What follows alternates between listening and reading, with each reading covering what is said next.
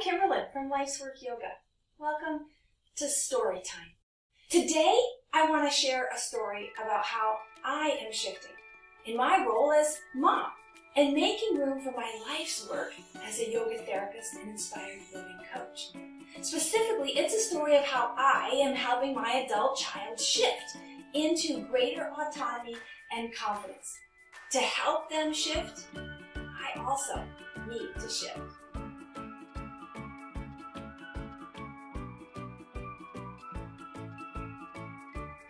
We're here to connect by sharing our stories, our successes, our disappointments, our struggles, and our victories of overcoming.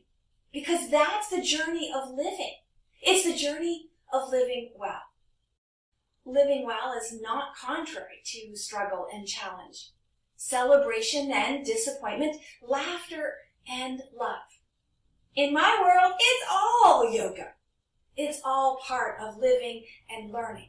And some might say to live is the journey of learning. So learning well is, in fact, the way to live well. Now, before I share this story, let me just say, everything that we say yes to has something else that we have to say no to. That's important to remember in any story of shift. Now, in shifting my role as a parent of young adults, none of whom are yet driving, and yet all of whom are stepping out into the world, I am so proud of each of my 3 children. And I'm proud of myself and Peter, my partner, as well. We are navigating an ever-changing terrain of what it means to be parent and child. Now, I've been the primary caretaker and chauffeur for almost the entirety of my children's lives. I drove them to school, scheduled and transported them to doctor's appointments, registered and drove them to sports practice and music lessons, to friends' birthday parties and community events. During the COVID quarantine, all that stopped. But now that the world has reopened and communal life has resumed, I've been playing chauffeur quite a bit again. It seems old habits kicked right back into effect, and I didn't even notice. Because I have been self-employed since the eldest was 3, I've had the luxury and the privilege of a flexible schedule. As such, I taught them that this is how we do it. If they need to go somewhere, I take them. But now that they are older, we are all having to relearn our roles and boundaries, especially regarding transportation and family dinner. So as the kids get back into school and their after-school activities, they need to get across town to their desired destinations. In support, or to be transparent, perhaps a little enabling, I have set up a pattern of putting aside my tasks, my objectives, my agenda. Well, it finally got to the point where my schedule cannot accommodate the timing of their needs. Now, this is a blessing, but a double-edged sword. My business is expanding with new clients. And yet I love the intimate time for connection and conversation in the car with my kids. They enjoy the convenience of having a personal driver. Whether it's convenience or fear, none of them have a driver's license. Additionally, the eldest has chronic pain that prohibits them from walking or riding their bike. However, I think primarily the delay in getting their licenses comes down to the difficulty of doing something new. Learning new things can feel overwhelming. I think we can all relate. I know I have delayed important tasks because of overwhelm. In fact, this is just one example where it was easier for me to continue to drive the kids, but it wasn't teaching them how to grow into their own confident, competent autonomy. When I first suggested this strategy of public transportation, it was dismissed vehemently. So this time, I presented 3 options. 1, walk. 2, hire a driver. 3, ride the bus. After dismissing each suggestion, why? Well, pain, costs too much, and takes too much time. But really what it boils down to was, I don't know how. And as such, they suggested that they would just call out from work. In other words, they would rather skip work, which they love, than do a new hard thing. So instead I proposed we do it together. So last week I carved out some time in my schedule, worked out the bus route, and set out to teach myself and my kid how to get from home to their place of employment using our public transportation. Now we're super fortunate in that we have public transportation, but even more fortunate in that it's free. I don't know if this is a temporary thing or if it's a rebound thing from the post-COVID era, but whatever the reason, the previous $2 fee per ride is waived. So how perfect. Free fits right in their budget. Now, anytime we make a decision, essentially anytime we say yes or no to an opportunity, we choose between what might be numerous options. Consider it a cost-benefit analysis. Which option is best depends on what we value most. Essentially, there are three general components to any choice. We evaluate the quality or the skill involved, the time or the energy investment, and finally, the money. What kind of resources do we have to put into the experience?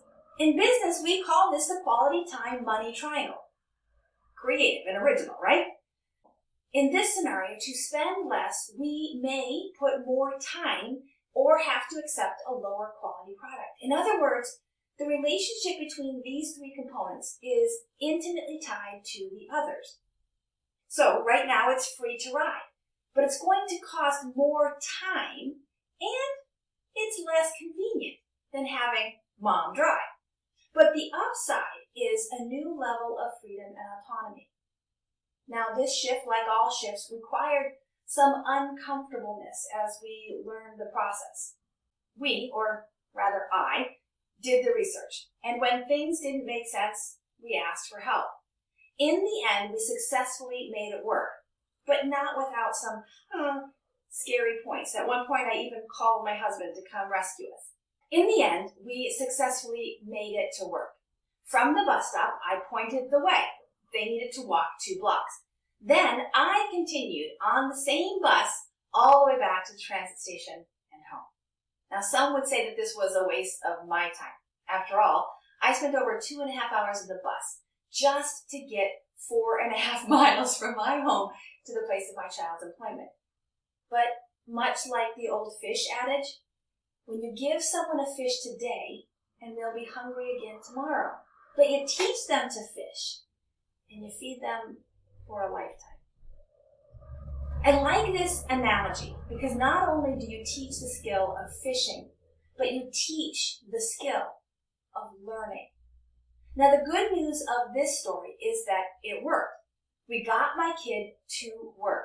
But the better news is that they were confident enough to do it themselves the next day and even the next.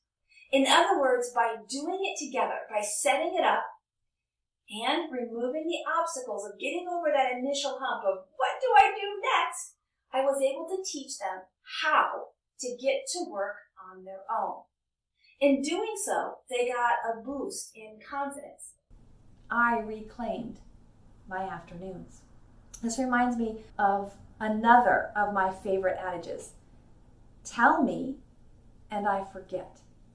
Teach me, and I remember. Involve me, and I learn. As a lifelong teacher and educator, why did it take me so long to involve my kid in this lesson? Because I had to shift. Shift is the result of discomfort outweighing the familiar comfort of what is. We call it the status quo. So maybe you're asking yourself, why do I share this story with you today? Because before we actually embarked on this adventure, my kid was very resistant. Not because I did not know how to do the thing, ride the bus. Because this discomfort ratio shifted, my kid and I could both shift as well. The shift from discomfort to comfort was a direct result of compassion for each other and doing a hard new thing. They accepted my help to learn a new skill as a means to being more autonomous, more self-sufficient, and free from me having to say yes or no to play mom and show forth. All right, so that's my story on shift. So now for the fun part. I come here every month and share a lesson, a story. These stories are intended to help you live better, feel more aligned, and move freely through the tasks of your day. That means I need to get you involved. I want to hear from you. What was your takeaway from today's story? What resonated most with you? What challenges or questions came up? In other words, how are you shifting or not shifting?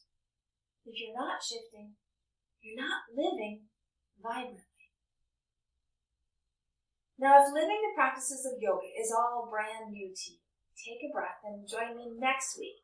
If you've been walking the talk for a while, it's time to see what little shifts you can embrace to deepen the practice and expand the benefits in your day-to-day life. How are you living? Do you feel like you're living vibrantly?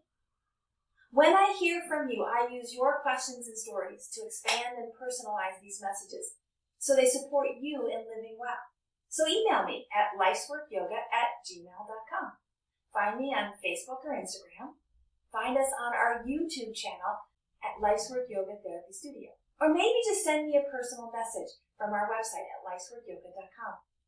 Visit us in the studio or online, whether it's for a one-on-one or a group experience. We offer circles, community practice, trainings, and we offer personal support in body work, yoga therapy, and heart and mind work in our Life's Work coaching. I hope that you'll check us out so that we can support you in living your life's work. May you breathe deeply and move freely, labor lovingly, and live vibrantly. May you be well. Namaste. Take care of you and take care of each other.